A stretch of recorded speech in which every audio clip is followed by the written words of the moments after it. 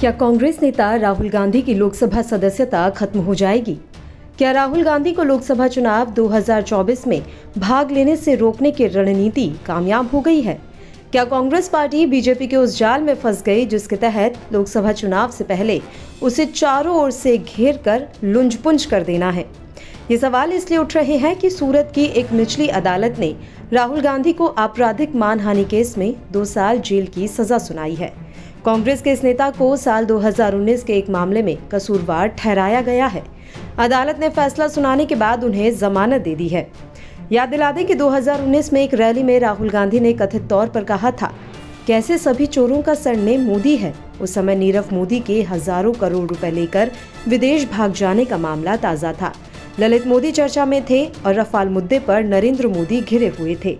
लेकिन बीजेपी के एक पूर्व विधायक पूर्णेश मोदी ने राहुल गांधी के खिलाफ मानहानि का मुकदमा दायर किया था। सवाल है कि क्या 2 साल की सजा होने के आधार पर राहुल गांधी की संसद की सदस्यता खत्म हो जाएगी? इससे जुड़े क्या प्रावधान हैं, क्या नियम कानून हैं? हम इस पूरे मामले पर नजर डालते हैं। सुप्रीम कोर्ट ने 2013 में लिली थॉमस बनाम भारतीय संघ मामले में अपने फैसले में कहा था कि लोकसभा, विधानसभा या विधान परिषद के किसी सदस्य को कम से कम 2 साल जेल की सजा होगी तो सदन से उसकी सदस्यता तुरंत प्रभाव से खत्म हो जाएगी।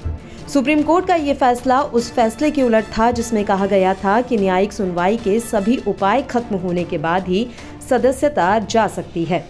सर्वोच्च अदालत ने जनप्रतिनिधित्व अधिनियम की धारा 8(4) को भी खारिज कर दिया था, जिसमें निर्वाचित जनप्रतिनिधि को फैसले के खिलाफ अपील करने के लिए 3 महीने का समय दिया गया था।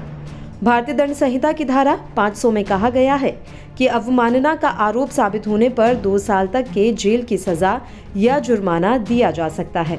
लेकिन अगर मामला हाई कोर्ट गया तो क्या होगा? सवाल ये है। देखिए, वर्तमान कानून के अनुसार 2 साल या 2 साल से ज्यादा सजा होने पे चुनाव लड़ने पे रोक लग जाती है। न वो लोकसभा के सदस्य बन सकते हैं, राज्यसभा के बन सकते हैं, और 6 साल तक इस पे बैन रहेगा। तो क्रिमिनल डिफेमेशन में उनको जो सजा हुई है, इसमें संभावना है कि उनको 2 साल की सजा होगी। 2 साल की सजा का मतलब ये है आने वाले टाइम में वो 2024 का लोकसभा चुनाव नहीं लड़ पाएंगे और न तो वो राज्यसभा जा पाएंगे। 2 साल की सजा होगी, उसके बाद फिर उनका 6 साल तक और बैन रहेगा। और अगर वो अपील में जाते हैं हाई कोर्ट में, अगर अपील में उनकी सजा का जो सेंटेंस है अगर उसको हाई कोर्ट रोक देती है तब तो चुनाव लड़ पाएंगे। अगर हाई कोर्ट अपील तो स्वीकार कर लेती है, लेकिन जो उनका सजा है, जो कन्विक्शन है, उस पर अगर स्टे नहीं लगाएगी तब वो निश्चित रूप से 2024 का चुनाव नहीं लड़ पाएंगे और अगले 6 साल तक उनके ऊपर बैन लगा रहेगा। जो मौजूदा मेंबरशिप है उनका लोकसभा का, उसको लेकर क्या हो सकता है?